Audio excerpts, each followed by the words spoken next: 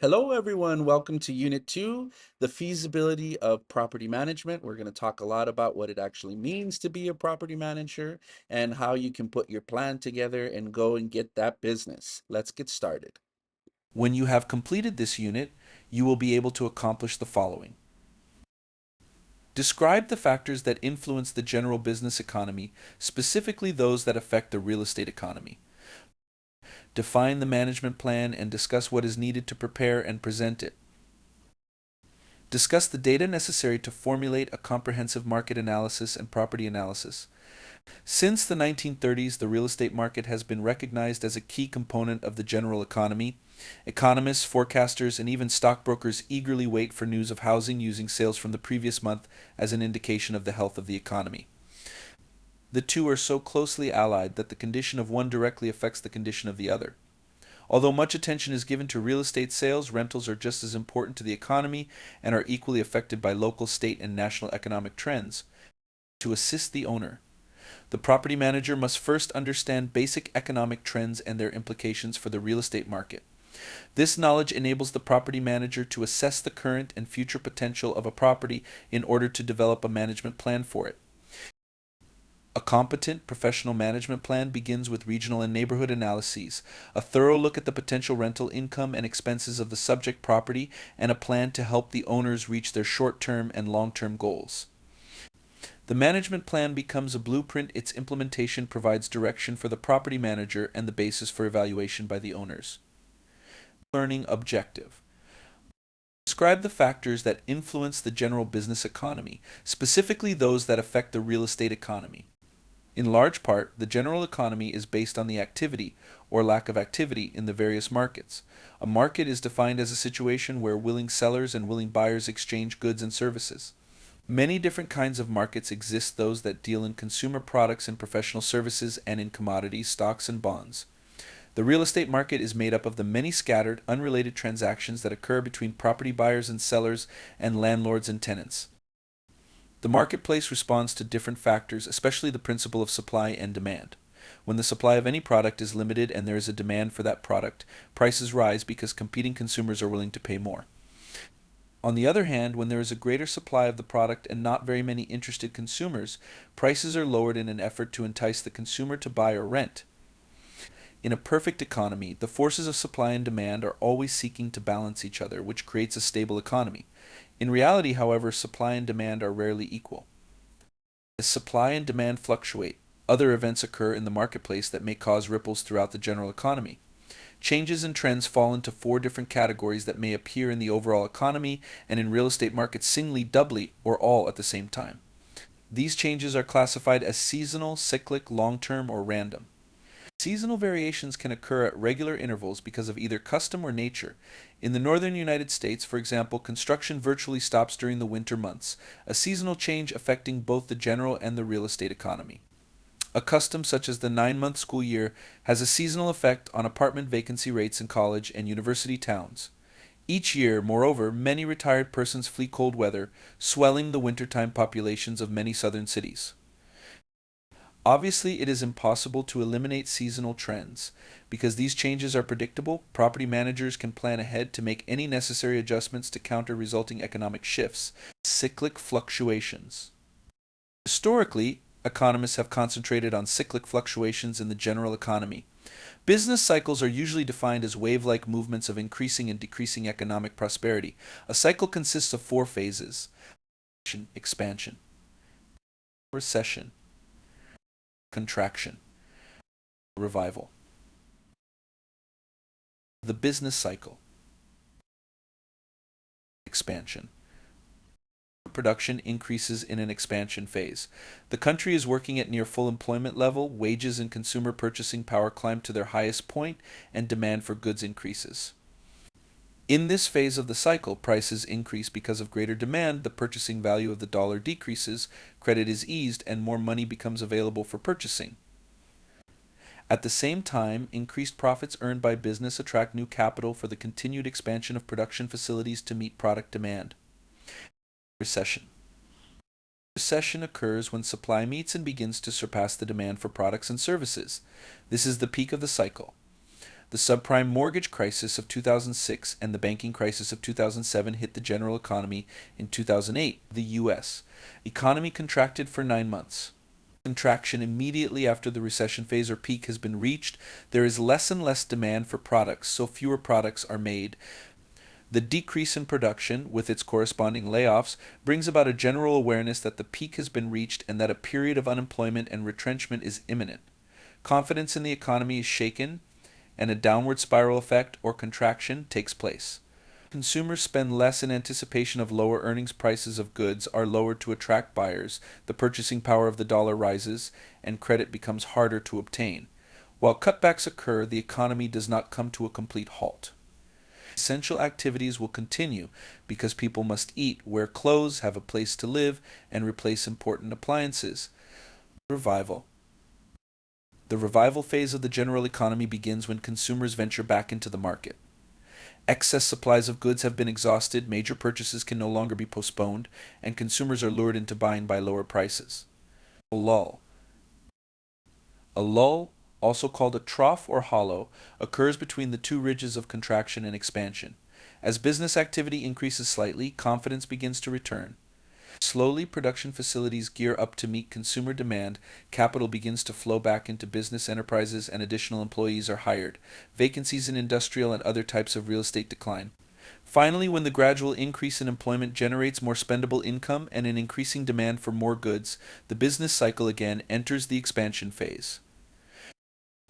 Most discussions deal simply with expansion and contraction, measuring expansion from trough to peak and contraction from peak to trough. Business cycles are recurrent but not periodic, that is, they vary in duration and timing. Through empirical research, economists have observed cycles in the general economy vary from 1 to 12 years in length. Specific cycles are wave-like movements similar to business cycles. They occur in specific sectors of the general economy, such as the real estate economy, and in individual sectors of the real estate economy, such as housing starts and real estate sales. Specific cycles do not always coincide with cycles of the general business economy, but the business cycle is actually a weighted average of all specific cycles. Regardless of the state of the national economy, certain areas will boom in recessions and stagnate in prosperous times because local demand may run counter to current broad economic trends. Areas whose economies centered on the oil industry continued to prosper long after northeastern manufacturing towns were in trouble in the early 1980s likewise. An influx of new residents and industries into Central Florida kept that area building and growing when other areas of the country were experiencing housing declines. Similarly, the 2008 recession led to foreclosures. People still needed housing. Investors snapped up the houses that had been foreclosed, and the former homeowners now became renters. Long-term movements. Long-term movements of the general economy, usually measured over 50 years or more, reflect the overall direction the economy is taking. For example, the steady increase in goods and services produced per capita in the United States is a long-term movement upward. Such movements are believed to result from population growth and shifts, technological breakthroughs, the rate of savings and investment, and use of natural resources. Other political, bureaucratic, and contingency factors also influence a nation's growth rate. The growth pattern in specific industries is usually quite different from the national long-term growth pattern. New industries generally consist of firms that operate and experiment on a small scale.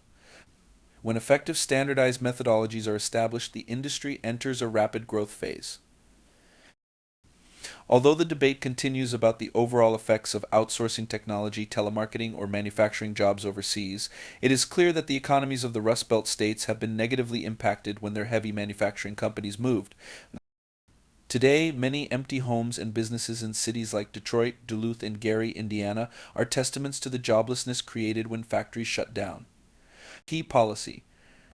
Long-term movements in the real estate industry are often shorter, perhaps only 5 to 10 years, because real estate activities occur at local levels at irregular intervals, but they follow the same basic pattern whenever a new land area is developed or an existing area redeveloped. Initially, few investors are willing to lend money for construction on raw land or rehabilitation of older property. After a few buildings have been constructed or renovated, more investors are attracted and building activity in the area increases rapidly. When all existing land has been put to its highest and best use, construction activity virtually ceases. Random changes. Random economic fluctuations may be caused by legislative and judicial decisions or by strikes, revolutions, wars, fires, storms, floods, terrorist attacks, or other catastrophes.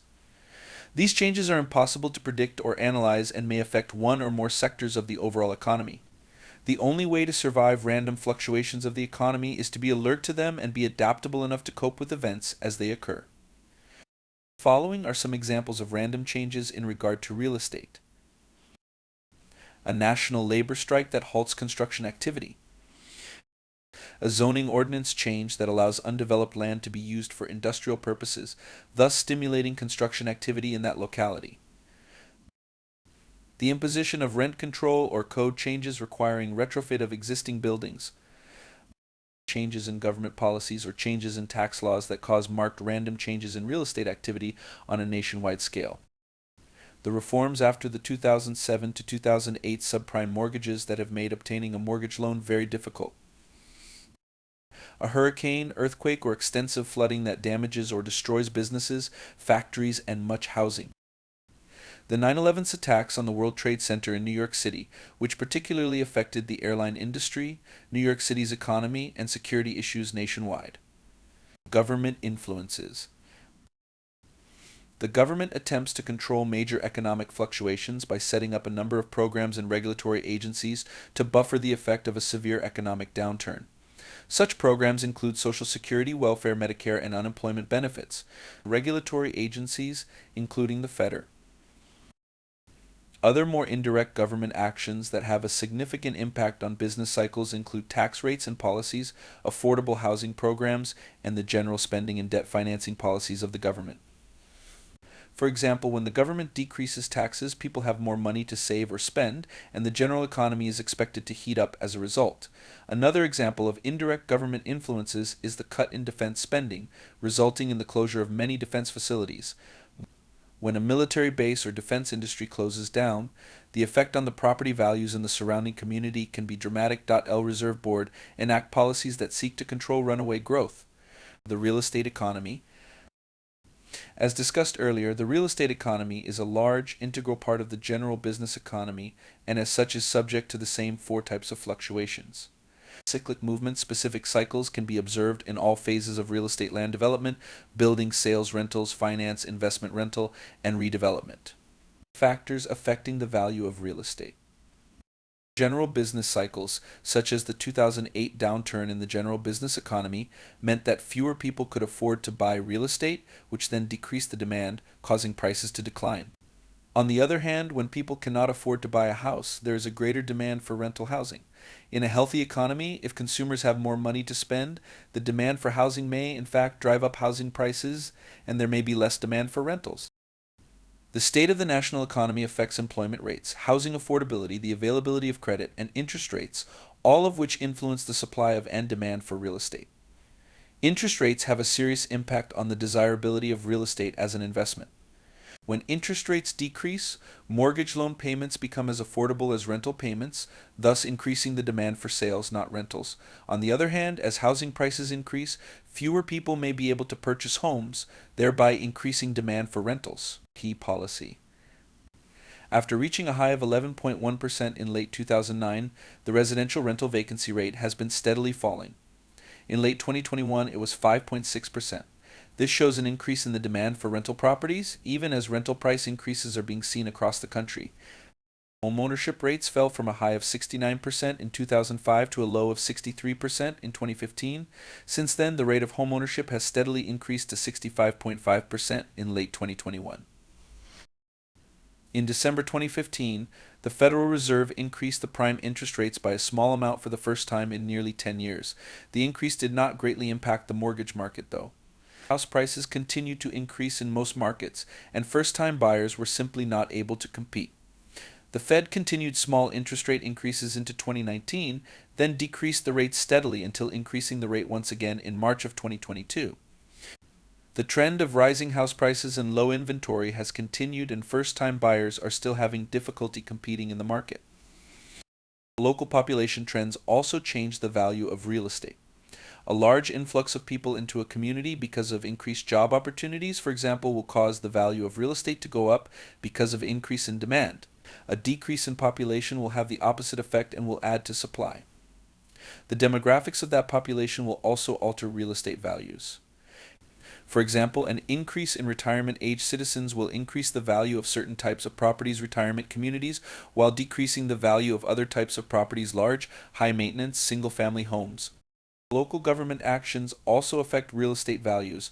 Community real estate values may decline with high property taxes or poor schools. A rental market. Changes in the supply of and demand for residential, commercial, and industrial properties are important to the property manager. Because the real estate market lags behind the general economy in the short cycle, the general business economy often predicts trends that eventually affect the real estate market. When the economy is heating up, the rental market for commercial property is generally good and vacancies are low. As properties continue to offer attractive returns to investors, more space is built. At the cycle peak, the supply of occupiable space equals and then often exceeds the demand. When that happens, rents fall and vacancy rates increase. During the contraction phase, vacancy rates are high and property owners must compete for tenants, resulting in a drastic reduction in rents.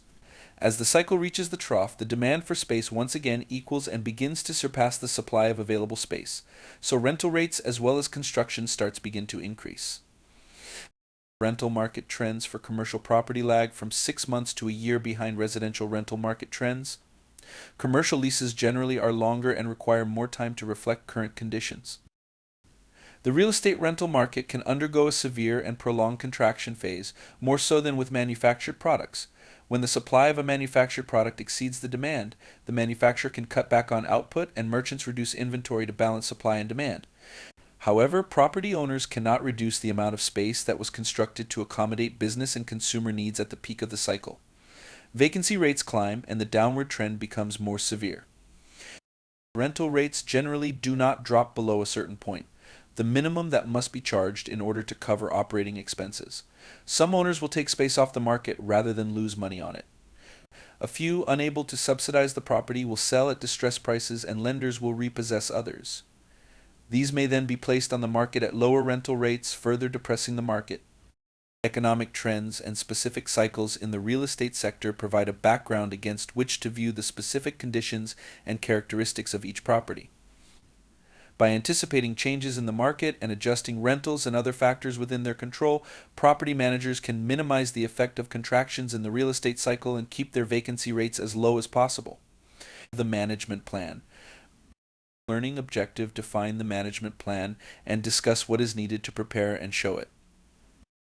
A management plan is the financial and operational strategy for the ongoing management of a property. The manager must consider the income, operating costs, condition of the property, and the owner's objectives, all in the context of the general market. In formulating a management plan, the property manager focuses on three factors: regional and neighborhood market analyses, specific property analysis, analysis of an owner's objectives, financial planning reports. To draft a management plan, the property manager should obtain from the owner a statement of the annual real estate taxes and special assessments on the property, the cost of debt service, and the premiums for insurance policies currently in effect. These figures, along with the manager's market analyses, study of comparable, and inspection of the property, provide the information needed to draft a management plan. Operating budget usually for 1 year. 5-year forecast. Comparative income and expense analysis. Information required to formulate financial reports. The following information is necessary to formulate the financial planning reports: optimum rents, gross annual scheduled rental income, anticipated revenue, income adjusted to reflect anticipated market trends, yearly operating costs, necessary reserve funds, cash flow in light of the owner's objectives, optimum rents. After surveying other rentals, the manager can determine the optimum rent for a specific space: 1 bedroom, 1 bath, 2 bedrooms, 1 bath, 2 bedrooms, 2 baths, and the like. However, each property has specific advantages and disadvantages that affect the rental potential, so the manager may have to increase or decrease rents to reflect differences, such as the following. If an apartment building is not convenient to public transportation routes, the optimum rental rate may have to be lowered. If the property provides amenities that are not standard for the area, such as tennis courts and a swimming pool, then the optimum rental figure can be raised. If a warehouse is easily accessible to an interstate interchange, the optimum rent may be raised. If office space is in an old building with concrete walls that hinder computer and telephone line installation, the optimum rent may have to be lowered. After considering all the advantages and disadvantages, the resulting figure is the expected base rental for each type of space in the building. These rates, however, may not exceed the income capacity of potential tenants. If tenants cannot afford the space, the rates must be readjusted to a more realistic figure. The increases on rents on long-term leases may be restricted, especially with industrial or commercial leases, so the manager will have to prepare the operating budget on contract rents, not market rents. Gross rental income. Gross rental income is determined by multiplying the amount of space in the building by the base rental rate for that type of space. Making this determination is slightly different for residential versus commercial. Apartment rentals are determined by room count, so the residential manager multiplies the number of studio, one bedroom, and two bedroom apartments by the price for each type of unit, keeping in mind the increased rental for certain units. Commercial space is measured by number of square feet, so the commercial property manager multiplies the square footage available on each floor of the building by the appropriate rental rate per square foot for that floor or area. The total of either estimate is the gross annual scheduled rental income for the entire property. Total anticipated revenue. It is unrealistic to expect 100% occupancy and collections, so the manager must determine the percentage of probable rent loss resulting from vacancies, tenant defaults on leases, and tenant turnover. These estimates must be subtracted from the gross rental income figure. The resulting figure is the gross collectible rental income gross adjusted rental income, because it represents monies that actually may be collected after rent loss. Operating costs. The next step is to calculate the yearly costs of operation based on operating expenses for comparable properties and on the maintenance needs of the subject property. The expense section of the operating budget reflects the manager's ability to project realistic, supportable estimates of operating expenses for that particular property. Before entering the operating costs, the manager must determine the percentage of increase that can be expected for each category during the year. First, the manager estimates the operating costs for salaries, utilities, contract services, supplies, minor routine repairs and replacements, insurance, real estate taxes, administrative costs, and management costs. Average operating costs for similar properties in the area can be obtained from neighborhood and property analyses.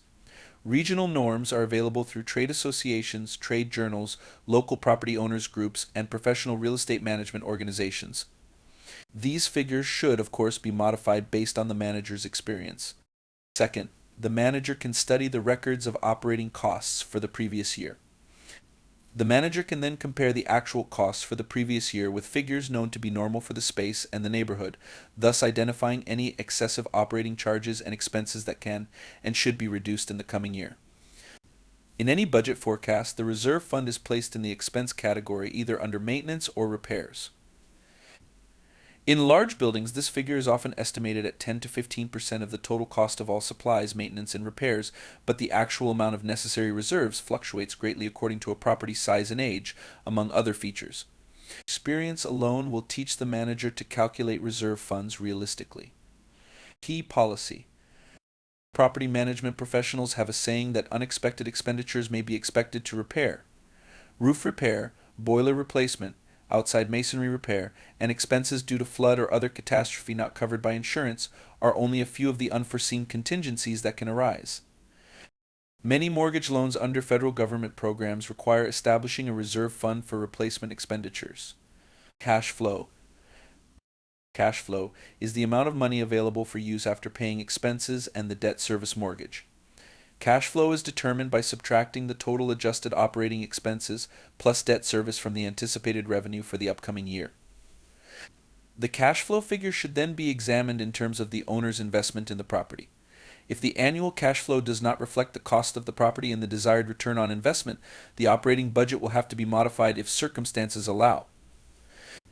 An explanation of how to calculate the return on an investment will be covered in the unit managing the office and reports. Operating budget. Now, the manager is ready to draw up a 1 year projected operating budget for the property in its present condition using all the aforementioned data. The rental rates used are strictly for the purpose of illustration and are not to be taken as typical of any locality. 5 year forecast. A stronger picture of the property's income potential is a 5 year forecast, a long term projection of estimated expenditures and income based on predictable changes. The budget figures below are arrived at by calculating and averaging all income and expenses for each of the next 5 years. Figures are rounded to the nearest $100.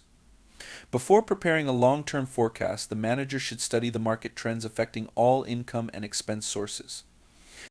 Before setting the median income for the forecasted period, the manager considers the current rate of rental increases in the area, the potential for growth or decline in the area, and rent increases stemming from any projected improvements to the property.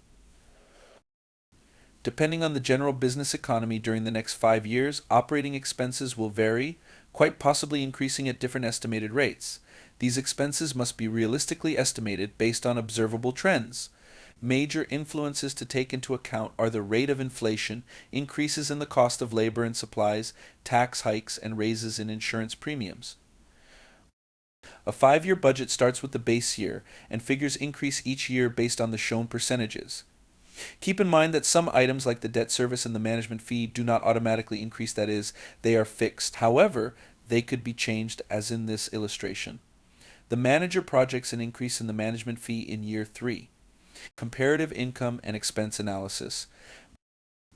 The final component for the management plan is a comparative income and expense analysis, an estimate of the costs of improvements, alterations, or remodeling that are consistent with the owner's objectives and are needed to command optimum rentals. This analysis provides the owner with the potential income increase resulting from the proposed capital improvement and how long it will take to recoup the owner's initial capital expenditure. Any capital expenditures needed to remodel the space to make it competitive with other units in the area market or to convert the structure to meet area demand also should be projected. The manager's estimates of capital expenditures must be based on accurate information about the costs of construction, materials, and labor involved for any proposed improvements. The manager must then compute the increase in rental income or decrease in expenses that will result from these improvements. The cash flow generated after improvement should be compared with the return on investment for the property in its condition. With this comparative analysis, the manager can demonstrate to the owner how long it will take to recoup the proposed capital expenditures from the future benefits to be derived from them. The comparative analysis also shows the estimated additional annual income or cash flow to be generated by the improvement. Using an apartment building as an example, here is what may be expected if the lobby is renovated, a laundry room installed, and a recreational area added at a total cost of $15,000. Based on the improved appearance of the building, the added convenience of a laundry room on the premises, and the recreational amenities, all rentals can be raised $45 per month. Income from the laundry room will be $2,000 annually, offset in part by the increased cost of water because the water bills are expected to increase by $500 a year. The management fee will increase as a percentage of the greater gross annual income from the property. The increase in cash flow resulting from the improvements will average approximately $7,500 per year, so the initial investment of $15,000 will be returned within 2 years. After 5 years, the owner will have realized a profit of $22,500 on the investment in improvements. Because different owners have different standards regarding an acceptable return on an investment, it is critical to present the analysis to the owner for decision. Some owners will not invest in an improvement that cannot be recouped. Representing the plan. The plan should be thoroughly and neatly prepared, for many owners will judge a property manager's ability by the appearance and accuracy of submitted documents. It may be useful to submit this plan for review to a qualified colleague before presenting it to the owner. The manager's plan for the property may be received in one of several different ways depending on the owner's objectives. The owner may do any of the following: authorize all suggested repairs and alterations in an effort to increase long-term income or reduce taxes. Decide that only deferred maintenance should be performed to preserve the property's value without tying up additional working capital. Make no changes at all, preferring to get as much income as possible from the property in the short term without making any capital expenditures. Many owners prefer to finance improvements from the proceeds of the property but are unwilling to invest any additional capital in the property. The owner may decide to make no changes. For a variety of reasons, the owner lacks available resources. A zoning change is pending. The building has outlived its economic usefulness, or the land will be used for other purposes, such as a highway or new building. Ultimately, the owner's objectives will be the deciding factor in the adoption of the management plan. One of the most challenging aspects of property management is that there is more than one answer to any given problem. Once the manager and the owner agree on a workable management plan for the property, a management contract is drawn up. Market analysis. Learning objective discuss the data necessary to formulate a comprehensive market analysis and property analysis. A market is created in real estate when two or more parties meet for the purpose of leasing or buying space. Depending on the persons or organizations involved, these transactions can occur at a national, regional, or local level and will involve office buildings, factories, warehouses, stores, houses, and apartments. Whatever the case may be, all real property is part of the national real estate economy and is subject to the same cyclic trends. As the agent for the owner, the property manager is responsible for identifying major economic trends and their effect on the value of a specific property in that particular market level. This is true whether the property manager is managing a large retail mall, a business park, a large apartment building, or individual scattered site houses. A comprehensive market analysis integrates information about the larger overall region with detailed information about the specific local area where the property is located. Such specific information may include data regarding land use, availability of transportation and utilities, and the local economy and its effect on supply and demand, as well as a discussion of neighborhood amenities and facilities. Regional market analysis. The regional market analysis report should include demographic and economic information on the regional or metropolitan area in which the subject property is located. Information typically presented includes the following: population statistics and trends, major employers in the area, average incomes and employment data, description of transportation facilities, supply and demand trends, economic base of the city, future economic prospects. As the overall regional economy affects availability of all tenants, a regional market overview is just as important for owners of multifamily buildings and for individual scattered single-family dwellings as it is for commercial and industrial property owners. This analysis should be updated every year. Neighborhood market analysis. Generally, property management is carried out at the local level. Before the property manager can determine the optimum income for a building, she must first determine the economic climate of the neighborhood real estate market. Neighborhood analysis should begin with a tour of the area. Equipped with local maps, zoning ordinances, applicable building codes, and statistical data on the population, the property manager should assess 6 major factors in the neighborhood market area: boundaries and land usage, local building codes and regulations, transportation and utilities, economy, supply and demand, neighborhood amenities and facilities, boundaries and land usage. A neighborhood usually is defined as an area that has certain common population characteristics and use. Boundaries such as rivers, lakes, railroad tracks, parks, or major throughways often are used to define a neighborhood. In the absence of any obvious physical boundaries, the manager must use powers of observation to determine how much land is under common use and shares a similar population. Additionally, there is no predetermined size for a neighborhood. For instance, in rural areas a neighborhood may encompass 10 square miles, whereas a city neighborhood might include only 5 square blocks. Even shopping patterns may be used to define a neighborhood.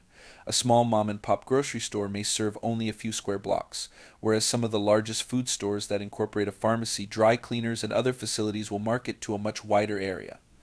Local building codes and regulations. Once the boundaries of a neighborhood have been established, the property manager should list features that can restrict its future growth, such as parks, recreational areas, freeways, railroad tracks, and rivers. Any variances or restrictions in zoning should also be noted. Zoning regulations may have a positive or negative effect depending on the type of property involved. Examples are as follows. A zoning restriction that limits the area to multifamily units will adversely affect commercial and industrial enterprises. A zoning ordinance favorable to industrial developments will detract from the desirability of a residential neighborhood. Generally, growth presents a paradox. Growth often promises additional businesses that hire more people, thus increasing the tax base. On the other hand, taxes may increase as more businesses and more people create a greater demand for community services, such as increased police and fire protection, upgraded sewers, better roads and streets, and perhaps even more classrooms. Previously, existing property owners paid higher taxes to timid these services. Today, however, many communities impose impact fees on new development. Thus, the people or businesses that are creating the demand are taxed up front for additional services that their presence requires. Often bitterly opposed by developers, these impact fees can make or break some investment projects depending on how much they affect the bottom line. Transpiration and utilities, heavy-duty power lines, sprinklers, separate sewage systems, and other unique utility services called for in their businesses. Transportation facilities are crucial. Traffic counts are readily available from government traffic departments. Regional planning councils can supply valuable information concerning future roads, highways, and paths of growth. Proposed or scheduled widening of streets, opening or closing of bridges, or new highway construction may improve or injure a location. Easy access to public transportation is a must for apartment dwellers in large cities, many of whom do not own cars, and for employees in office buildings who often take public transportation to work. Access to and from major streets, traffic patterns, and the traffic count in a neighborhood are of concern to commercial ventures such as strip centers or shopping malls. Industrial enterprises must have access to transportation facilities to distribute their goods, so proximity to railroad terminals, major highways, and airports is important to industrial tenants. Almost all property users, commercial, industrial, and residential, are concerned with the availability of parking. Commercial enterprises rely heavily on adequate parking facilities for their customers, and industrial concerns require dockside space for loading, as well as an area for employee parking. The cost and quality of utility services will also affect the desirability of any real property. Residential and commercial buildings must offer certain basic amenities: electricity, gas, water, heat, and perhaps air conditioning to attract individual and corporate tenants. Industrial users will be particularly concerned with heavy-duty power lines, sprinklers, separate sewage systems, and other unique utility services called for in their businesses. Economy. The property manager can draw on several sources of statistical information for help in assessing the economic health of a neighborhood. Valuable information resources include real estate brokers and appraisers, local newspapers, and the area chamber of commerce, and neighborhood financial institutions. A neighborhood with a diversified, well-integrated business sector is in better economic condition than an area that depends on a single major industry for its support. If that company were to move, the economic framework of the area probably would collapse. The property manager must also try to assess the potential for growth within the community. In the absence of natural or artificial boundaries, local zoning restrictions, or other growth controls, the opportunity for growth will depend on the amount of existing competition in the neighborhood and on the availability of loans for construction or expansion, supply and demand. The occupancy rate for a particular type of property reflects the relationship between supply and demand for that type of space at its current rental level. Occupancy and vacancy rates continually fluctuate, reflecting supply and demand of the tenant population, whether residential properties or corporate office space. The first step is to identify occupancy trends. With this information, the property manager can project the growth rate of the market. Vacancy rate statistics can be obtained from the U.S. Census Bureau, from current regional housing reports published by the U.S. Department of Commerce, or from local owner-manager associations. Every year, the BOMA publishes its Experience Exchange Report, the most authoritative survey of office buildings in nationwide use. Members of local real estate and civic associations are knowledgeable about specific localities. Rent control, if in effect in the area under investigation, must be taken into account as well. Current rental rates are another sound indicator of the present rental real estate market. When space is in short supply, rents are high. The Consumer Price Index (CPI) published by the Bureau of Labor Statistics displays trends in rental schedules in 20 sample cities. Many websites yield fascinating statistics that are invaluable to economists. The number of inoperative gas and electric meters corresponds roughly to the amount of vacant space. The property manager can survey comparable properties to find out if occupancy levels for a given type of property are rising or falling, and how rapidly. The amount of similar existing space and vacancy levels in the neighborhood must be inventoried according to building type, age, size, location, features, and rental schedule. New construction also must be noted, as well as any pre-leasing activity. In addition, sublease space should be taken into account. The second step in analyzing occupancy trends is to match the local tenant population to the available space. A high occupancy rate indicates a shortage of space and therefore the possibility of rental increases.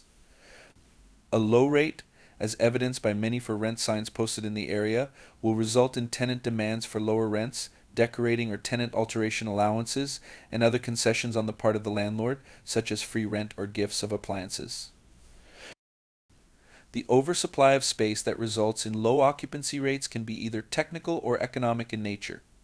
Technical oversupply occurs when there are more units available than potential tenants. Economic oversupply reflects the fact that potential tenants cannot afford to pay the price of the available space. Neighborhood amenities and facilities. The final checkpoint in the manager's survey of a neighborhood is more relevant to residential property managers than to managers of commercial or industrial real estate. Nevertheless, any amenities that make the neighborhood attractive to potential residents will indirectly benefit business and industry by providing a local pool of potential consumers and employees.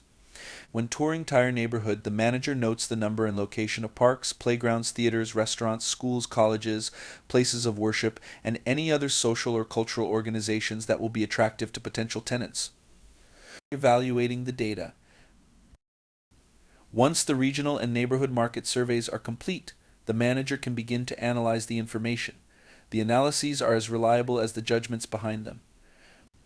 Only managers who are knowledgeable about real estate economic cycles can begin to assess the results' impact on future trends in their own market. When reviewing these data, the manager who specializes will focus on the following: industrial opportunities for expansion, transportation facilities, special utility services, the availability of raw materials, and the potential workforce in the area. Commercial traffic counts and patterns, the location of competitors, public transportation facilities, parking space, and the median income of the population. Residential size of family units, the median income level, population trends, current employment rates, and the area's social and cultural facilities. By reconciling the data, the manager can arrive at the optimum price for a standard unit of that type within the market area. From this figure, the expected base income for the property can be calculated. Property analysis.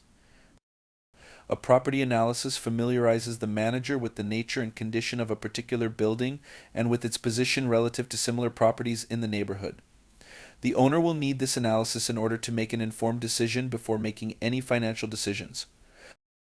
A useful property analysis will include this information: a thorough description of the subject property M data on similar properties in the area, data to be able to estimate the average operating cost of the building. What is needed to make the subject property competitive to the best available space? Leases. When taking over a new property, the manager begins by reading all leases and any other information in the file. The terms of each lease will disclose the amount and durability of rental income. To avoid any surprises, the manager should be alert for concessions, renewal options, and termination notices. If the property was built prior to 1978, the residential manager must look for the lead-based paint disclosure forms that should be in every tenant's file. Vacancy and loss rates can provide insight into the previous management of the building.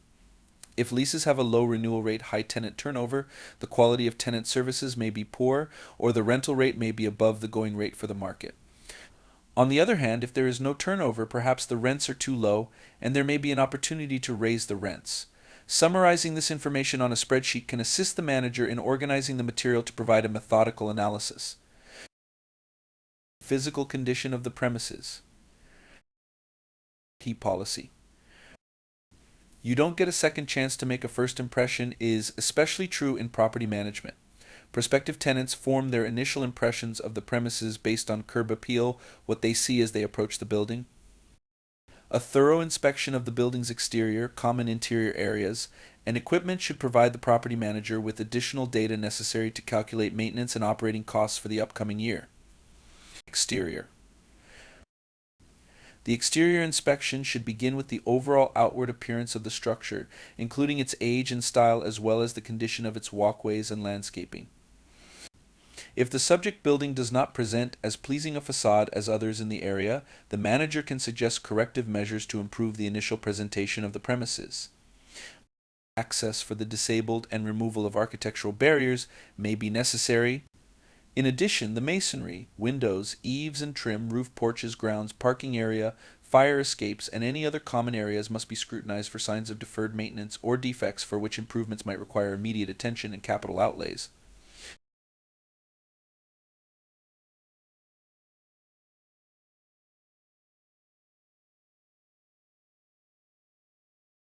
Health or safety hazards. The property manager should be alert for any health or safety hazards when inspecting the property. If the manager suspects that any portion of the property contains a contaminant or other safety hazard, she should raise the issue with the owner and require a full inspection by a professional agency or a complete cleanup before agreeing to manage the property. Such issues may include the presence of lead-based paint, asbestos, underground storage tanks, radon, chemicals, etc. Sometimes an insurance company or the local fire marshal will conduct a safety and fire inspection on request at no charge. Evaluating comparable. Evaluating comparable properties, comparables provides insight into the property's competition. Things to consider include building size, rental rates, vacancy rates, location, construction age, special features and amenities, condition of premises and size of the building staff, and if possible, operating expenses for comparable properties. Industry standards obtained from professional property management associations are also valuable. IREM publishes a series of income and expense analyses for all types of properties, including apartments, office, condo, co-op, retail, and subsidized housing. Operating costs. All of the following information gives the manager a good idea of the routine operating costs over the course of the year. Salaries for the building staff. Cost of utilities not charged to the tenants. Contract services, such as lawn maintenance, elevator maintenance, rubbish removal, and security guards. Supplies and equipment. Advertising and management expense. The manager can now begin to develop both a rental schedule and an operating budget for the subject property's management plan, identifying and estimating expenditures needed to yield a net return that is in accord with the owner's objectives. Capital improvement. The manager may identify the need for newer equipment or substantial improvement to the building to make tire building competitive with similar properties in the neighborhood if this is consistent with the owner's goals. The amount necessary for the update is called a capital improvement. The necessary amount is called a capital expenditure and may be depreciated as appropriate. Finally, the manager can assist the owner by setting priorities for the proposed tasks. All right, great job, guys. We're almost done. Let's go over a little review. So, the business economy moves in long-term cycles, affecting the real estate market. During one full cycle, business activity progresses from peak to period in which demand exceeds supply, and a time of depressed transaction in which supply exceeds demand, and then gradually back to peak performance. Owners of real property cannot reduce the amount of leasable space in their building when demand falls. The vacancy rates rise. The manager who can analyze the real estate market, recognizes trends, and anticipates their effects can hopefully shed the property from impact of economic cycles. The property manager must integrate specific studies and then reconcile the data to formulate a management proposal. In the process of analysis, the manager studies the rental units of all the subject buildings as well as the interior and exterior of the premise and any machinery or equipment and updates, estimates. The amount of cost needed to perform routine maintenance, cleaning, and operating chores. The property owner can provide the cost of debt service and insurance premiums. The analysis notes any improvements that can be made to the premise more competitive. The completed property analysis indicates the expected operating cost for the subject property. Well, wonderful. Thank you so much for joining us today, and we'll see you soon.